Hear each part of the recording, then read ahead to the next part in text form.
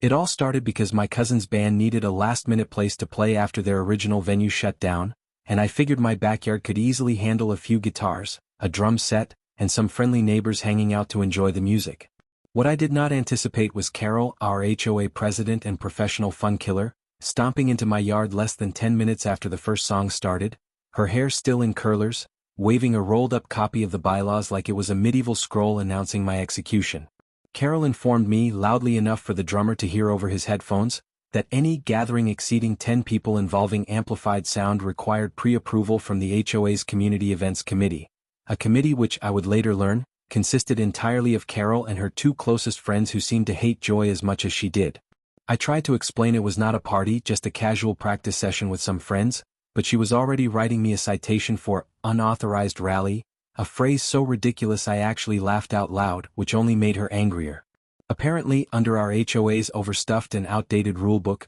any gathering that involved music, speeches, or group chanting, yes, chanting, could be classified as a rally, a word that made my little backyard concert sound like a full-blown political revolution. Carol ordered me to shut it down immediately or face escalating fines for each hour the rally continued, but something about the way she said it flipped a switch in me. If she was going to treat a simple concert like a rally, then I figured why not actually host one. The next weekend I invited everyone on my street over for an official community unity rally, complete with homemade signs, a grill cranking out burgers, and a neighborhood open mic where people could rant about whatever annoyed them most. Slow mail service, rising trash collection fees, even Carol herself. It was meant to be a joke, a one-time bit of petty defiance, but the turnout blew my mind. Over 50 people showed up, dragging lawn chairs into my yard, laughing, singing, and clapping as my cousin's band played under a string of patio lights, and it felt less like a protest and more like the block party we were never allowed to have thanks to Carol's stranglehold on the HOA calendar.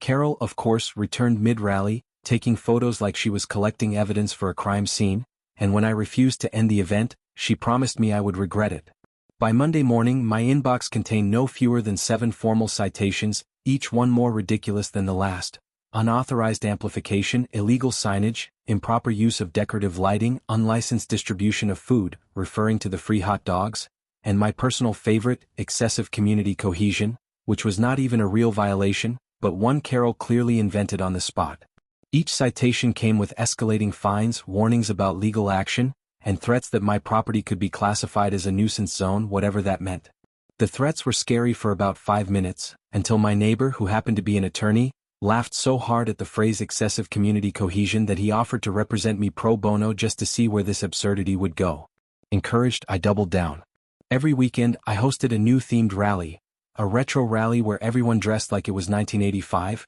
a pet parade rally where people marched their dogs, cats, and one confused parrot around my garden, even a karaoke freedom rally where anyone brave enough could belt out power ballads in front of the whole block. Carol's citations flowed like cheap wine, each one more unhinged than the last, accusing me of everything from operating an unlicensed entertainment venue to corrupting neighborhood morals with suggestive song lyrics. But every citation only made the rallies more popular, and soon people were asking me to host their birthday parties, retirement celebrations, and even a backyard wedding, all under the banner of private, HOA-free rallies. Carol held emergency HOA meetings to strategize against me, but the harder she pushed, the more united the neighborhood became, rallying not just in my yard, but against her authority itself. Neighbors started printing t-shirts that said "Rally at Rick's" with my face on them, and people who had lived here for years without speaking were suddenly best friends, bonding over their shared love of rallies and their shared hatred of Carol's clipboard. Carol tried bringing in the county,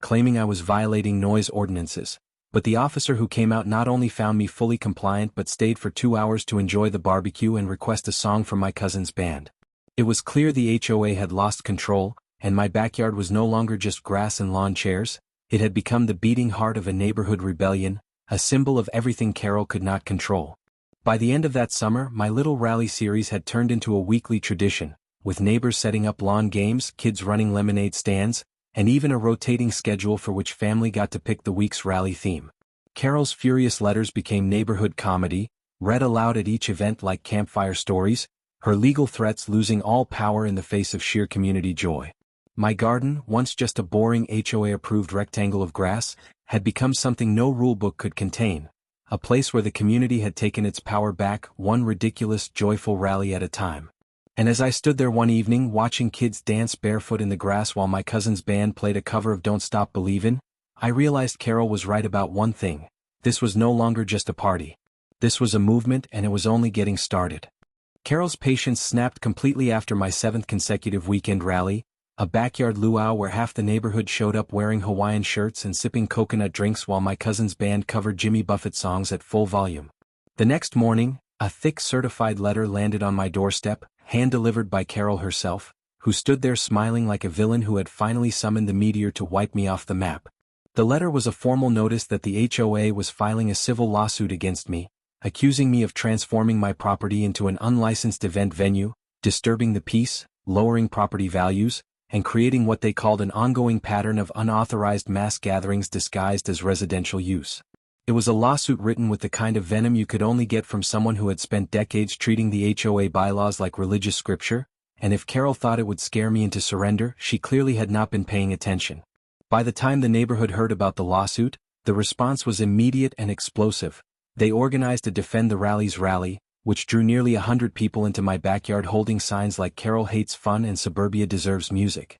My lawyer neighbor, who had by now become my unofficial legal strategist, immediately dug into the HOA's bylaws, finding a delicious irony hiding in the fine print. The HOA's own rules allowed for community gatherings so long as they were tied to neighborhood enrichment, and since my rallies had become open to the whole community, they legally qualified as enrichment events. Carol's lawsuit rested on the claim that my yard had become a commercial venue, but my lawyer countered that no money changed hands for admission, and every food stand, lemonade cart, or raffle was purely voluntary and run by the neighbors themselves, outside my control. The legal fight turned into a bizarre and highly public chess match, with Carol citing obscure noise ordinances from the 1970s while we filed motions to officially classify my garden as a community expression zone, a term we made up but sounded just important enough to confuse the judge. Meanwhile, the rallies kept growing, with each new legal threat becoming its own theme. We held a First Amendment rally where everyone read their favorite parts of the Constitution into a karaoke mic,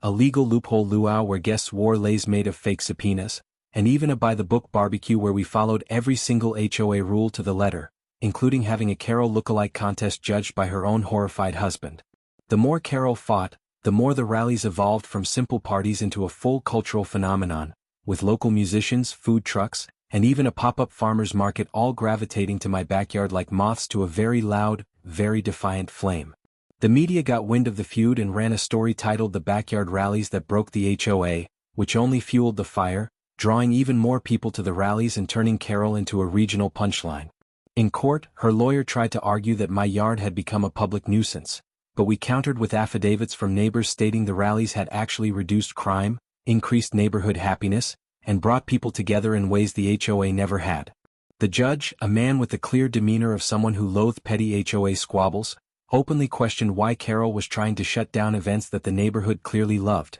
and her answer, that my rallies undermined the authority of the HOA, did not land well. The court battle dragged on for months, each new hearing turning into a neighborhood field trip where supporters showed up wearing Rally at Rick's shirts and holding signs featuring photos from their favorite events. Carol doubled down, demanding noise studies, impact assessments, and even trying to subpoena my cousin's band for conspiring to violate community standards through excessive use of power cords. When that failed, she tried to pass a new bylaw banning gatherings over 10 people, but the neighborhood voted her down by a landslide, with even her former allies admitting they would rather have loud music than live under a dictatorship. At one point, Carol brought in a so-called community expert to testify that my rallies had destroyed the neighborhood's reputation, only for that expert to admit under cross-examination that he had never actually attended a rally, and had formed his opinion entirely from Carol's email complaints. The judge dismissed half her claims on the spot, and when Carol tried to appeal directly to the HOA's parent management company,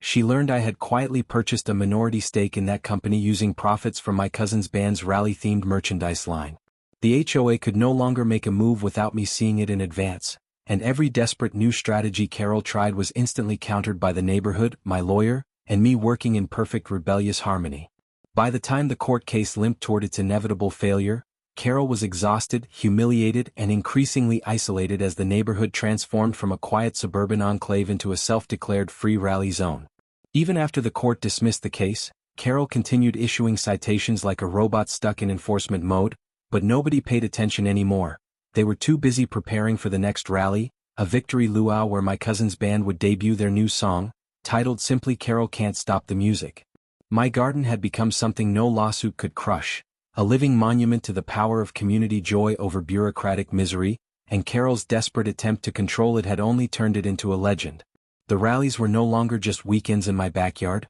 they were the soul of the neighborhood, and every threat Carol made only made them stronger. As I stood in my garden watching neighbors build a permanent rally stage, I realized the HOA had lost something more important than a court case. They had lost control over what the neighborhood could be, and no amount of bylaws could ever take that back. With the lawsuit dead and Carol's authority crumbling, most people would have taken the loss, swallowed their pride, and quietly retreated into the shadows, but Carol was not built that way. She was built to fight, even if the fight made absolutely no sense. 1 week after the court ruling, I woke up to find an enormous vinyl banner stretched across the entrance to my backyard, reading "Unauthorized Assembly Zone," clearly put there by Carol in the middle of the night like some unhinged suburban Batman. It was so over the top that my first reaction was laughter, but the more I thought about it, the more I realized Carol was on the verge of something between a meltdown and a full personal crusade. At the next HOA meeting, which had transformed into a weekly spectacle thanks to the rallies, Carol unveiled her master plan, a proposed emergency amendment to the HOA bylaws, explicitly banning any form of rally, gathering, assembly, or celebration on private property without HOA-issued permits, a process she promised would be extremely thorough. The proposal was so outrageous it sounded fake, and before anyone could even vote on it, my neighbor's teenager live-streamed the whole thing to TikTok, where it immediately went viral under the hashtag Rallygate. By the next morning, my backyard saga had left the neighborhood bubble and exploded into the wider world, with journalists, influencers, and even a few politicians weighing in on the insane HOA trying to ban parties in a guy's backyard.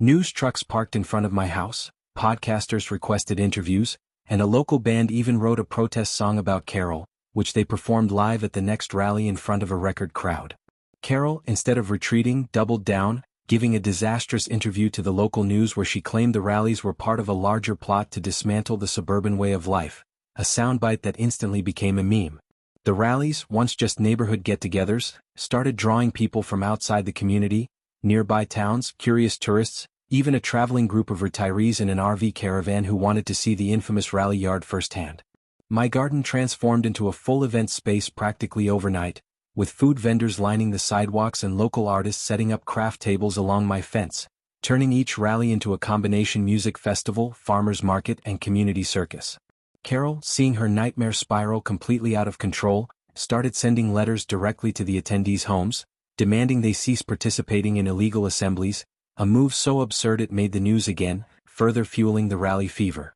Every attempt to crush the rallies only made them stronger, and by the end of that summer my yard was hosting themed events every Friday, Saturday, and Sunday, each one larger and more elaborate than the last. We had a neon night rally with a glow-in-the-dark dance floor, a Rallapalooza music festival featuring 3 different local bands, and even a fully choreographed flash mob rally where the entire neighborhood performed a synchronized dance routine dedicated to the right to party. Carol's mental state visibly deteriorated with each passing weekend, and she started patrolling the street with a decibel meter, stopping random people to ask if they had been to the rallies, and even trying to take photos of guests' license plates to document so-called illegal attendees.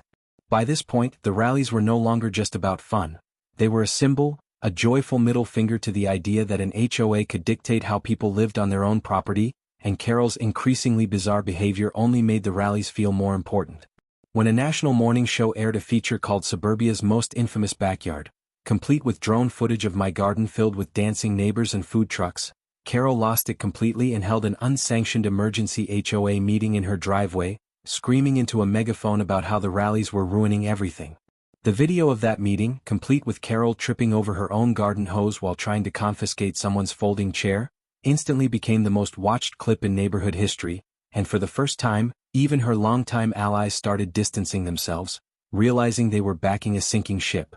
I knew things had crossed into surreal territory when my cousin's band got invited to play at a local county fair under the name Rick's Rally Band, capitalizing on their newfound fame as the official soundtrack of suburban rebellion. Meanwhile, my backyard became a folk legend, with out-of-towners treating it like a historic site, posing for pictures next to my garden gate like it was some kind of national landmark. Local businesses started offering rally-themed discounts, and a neighboring town even invited me to give a speech at their city council meeting about how to build stronger communities through backyard events. Carol's war had done something she never intended. It made the rallies bigger than me, bigger than her, and even bigger than Maplewood itself. My garden had become a symbol of suburban resistance, a place where joy beat rules, laughter drowned out citations, and community spirit crushed bureaucracy. And the more Carol fought it, the more everyone realized this was not just about noise or permits or bylaws. This was about people taking back their right to live freely in the place they called home. By the end of that wild viral summer, the rallies had grown so big I had to partner with the local fire department to create an official safety plan, and the very same cops who once got called by Carol now showed up voluntarily, not to enforce rules, but to help direct traffic and enjoy the food trucks. My garden, once just a patch of grass with a grill and a band, had become the heart of something no bylaw could ever contain. And standing at the center of it all was Carol, powerless, furious, and completely unable to understand that the more she fought, the more unstoppable the rallies became. As summer faded into fall and the rallies refused to die down, Carol decided it was time for one last desperate move, the kind of final gambit only a person with nothing left to lose would even consider. It started with a letter hand-delivered to every homeowner, announcing that Carol had invoked a rarely used emergency provision in the HOA charter,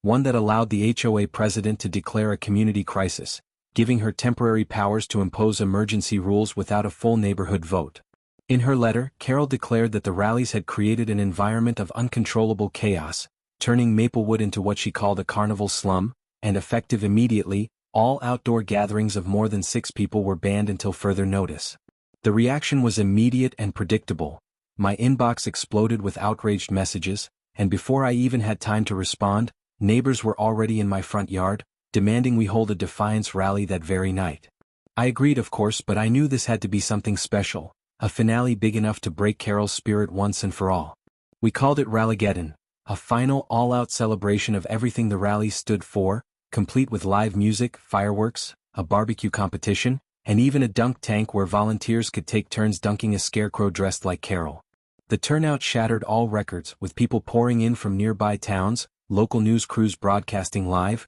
and even a documentary filmmaker setting up cameras to capture the suburban uprising in real time. Carol naturally called the police demanding they shut it down, but by then the officers knew exactly what this was about. They showed up just long enough to grab some ribs from the barbecue stand and tell Carol this was a civil matter, not a criminal one. Furious and humiliated, Carol stormed into the middle of the rally herself, armed with a megaphone and her ever-present copy of the bylaws, shouting at the crowd to disperse or face individual fines for participating in an illegal assembly. Her voice was barely audible over the band, the laughter, the fireworks, and the unmistakable chant that erupted from the crowd, "Rally at Rick's, rally at Rick's," until even Carol's own megaphone was drowned out completely. For a moment, I almost felt bad for her, standing there alone in the middle of a party she had tried and failed to stop for months, her authority crumbling beneath her sensible flats. But then, in a move that cemented her place in HOA villain history forever, Carol attempted to confiscate the microphone from my cousin's band mid-song, tripped over a cooler, and landed face-first in a pile of donated pumpkins from the fall festival booth. The crowd froze in stunned silence, unsure whether to gasp or laugh, until Carol stood up, pumpkin guts smeared down her khaki shirt, and screamed, "I hate this neighborhood so much I could vomit." That, of course, was the moment the crowd lost it entirely, laughing, cheering, and chanting Carol for president just to twist the knife a little deeper. Carol left Maplewood 2 days later, resigning from the HOA with a bitter letter blaming the entire community for embracing what she called suburban anarchy, a phrase that immediately went on to the next batch of Rally at Rick's t-shirts. The HOA, leaderless and too exhausted to keep fighting, quietly repealed all the emergency rules and agreed to rewrite the bylaws with community input, making sure future homeowners would never have to wage war just to throw a backyard party. As for me, I decided it was time to retire as rally host, at least officially, knowing that the spirit of the rallies had taken on a life of its own. The final rally became a farewell party, where neighbors presented me with a homemade plaque declaring my garden the official historic rally yard of Maplewood, complete with a time capsule buried beneath the fence containing rally memorabilia, old citations, and a photo of Carol covered in pumpkin guts. I stepped back from hosting, but the neighbors picked up where I left off, turning the rally yard into a shared community space where anyone could host events, from birthday parties to poetry slams to town hall meetings free from HOA interference. My garden had become a monument to defiance and joy, A living reminder that rules only have power if people agree to obey them, and that sometimes the best way to fix a broken community is to throw a party and invite everyone. Carol's legacy lived on, not as the Queen of Maplewood, but as the cautionary tale told to every new homeowner about what happens when you fight too hard to control people who just want to have fun. The rally yard remained a symbol long after the last band packed up and the final barbecue grill cooled off, with people still stopping by just to take photos next to the sign that read home of the first suburban uprising. And every time I mowed the lawn or watered the garden, I smiled knowing that this had never been about noise or rules or fines. It had been about proving that communities belong to the people who live in them, not the ones who want to control them. Carol might have written the bylaws, but we wrote the story, and that story was loud, joyful, and unstoppable. And if anyone ever tries to take that spirit away again, well, the rally yard is still here, and my cousin's band still knows all the words to Don't Stop Believin'.